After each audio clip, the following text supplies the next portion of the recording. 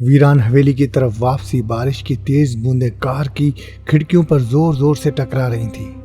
बाहर अंधेरा इतना गहरा था कि गाड़ी की हेडलाइट्स भी बमुश्किल चंद फीट आगे का रास्ता दिखा पा रही थी।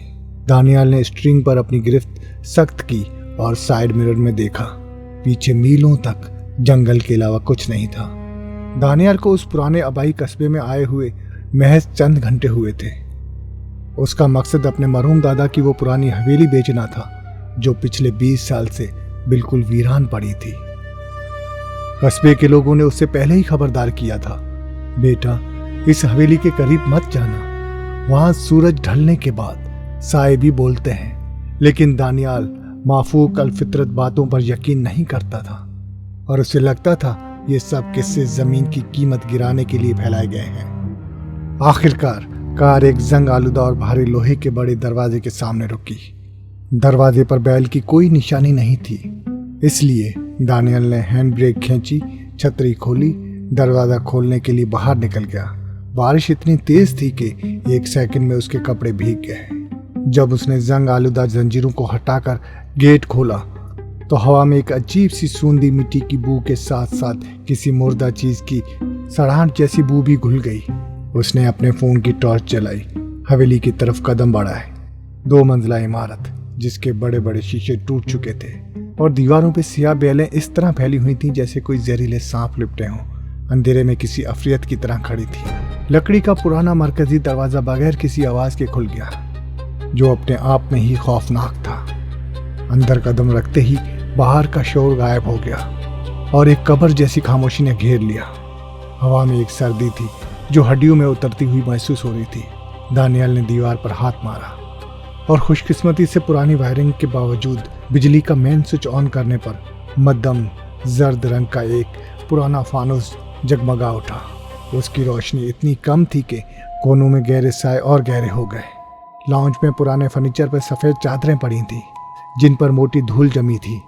दानियाल ने अपने सामान का बैग सोफे पर रखा और सोचा कि आज रात यहीं गुजारकर सुबह अली साहब प्रॉपर्टी डीलर से मिला जाएगा। जब वो अपने दादा के पुराने कमरे की तरफ जाने वाली लकड़ी की सीढ़ियों पर चढ़ा तो हर कदम पर लकड़ी के तख्ते चूं चूं की शदीद आवाज निकाल रहे थे। अजीब बात यह थी कि जब वो 7वीं सीढ़ी पर पहुंचा तो उसे ऐसा महसूस हुआ जैसे उसके बिल्कुल पीछे कोई चल रहा है। उसने तेजी से मुड़कर पीछे देखा, सीढ़ियां बिल्कुल खाली थी। उसे सिर्फ अपना साया नजर आया जो दीवार पर था। ये देखकर उसने गहरा सांस लिया और खुद से कहा, दानियाल ये सिर्फ तुम्हारा वहम है क्योंकि तुम थके हुए हो। वो कमरा और रेडियो की सरगोशी, ऊपर मंजिल का कॉरिडोर लंबा और तारीक था। दानियाल को ये अच्छी तरह याद था कि उसके दादा का ये स्टडी रूम कहलाता था। दरवाजे पे कोई ताला नहीं था, बस हल्का सा धक्का देने से वो खुल गया। कमरे के दरमियान एक पुरानी लकड़ी की मेज रखी थी जिस पर एक ग्रामोफोन और चंद किताबें पड़ी थीं। कमरे के एक कोने में लकड़ी का एक बड़ा सा वार्डरोब था जिसका दरवाजा हल्का सा खुला हुआ था। दानियाल ने अपना फोन मेज पे रखा और अलमारी की तरफ बढ़ा ताकि देखे कि उसमें है क्या। जैसे ही उसने अलमारी का दरवाजा पूरा खोला, अंदर से हल्की सी सर्द हवा का झोंका निकला जिससे उसके रोंगटे खड़े हो गए।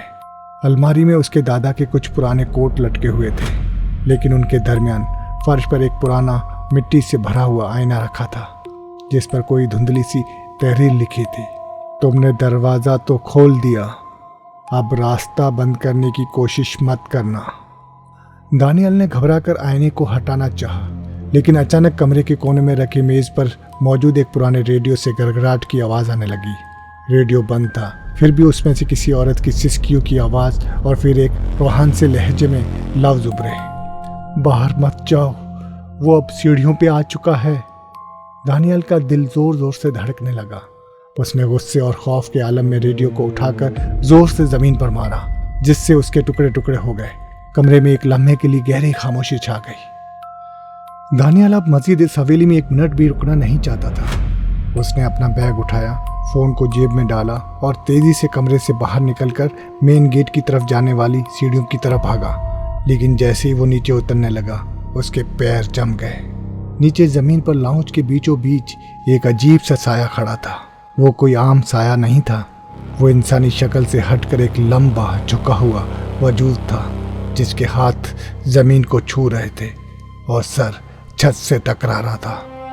उस साहे के हाथ में एक पुरानी आहनी जंजीर थी जिसे वो फर्श पर घसीट रहा था और उससे चिंगारियां निकल रही थी। दानियाल उल्टे कदम पीछे हटने लगा, लेकिन अचानक उसकी पीठ किसी सख्त चीज से टकरा गई। उसने आहिस्ता से गर्दन मोड़ कर देखा।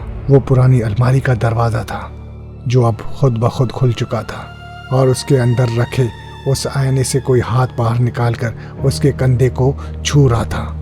एक सर्द मुर्दा आवाज उसके कान के बिल्कुल करीब गूंजी। तुमने हमारे घर में कदम रखा है, अब तुम्हारी रूह इस हवेली का हिस्सा बनेगी। बार बारिश और ज्यादा तेज हो चुकी थी और हवेली के दरवाजे खुद ब खुद बंद होकर लॉक हो चुके थे। दानियाल की चीख उस तूफानी रात के शोर में कहीं गुम हो गई और सुबह जब प्रॉपर्टी डीलर वहां पहुंचा तो उस हवेली के बाहर सिर्फ दानियाल की भीगी हुई छतरी मिली। अंदर ना कोई दानियाल था और ना ही उस हवेली का कोई निशान जो कभी वहां पर मौजूद थी।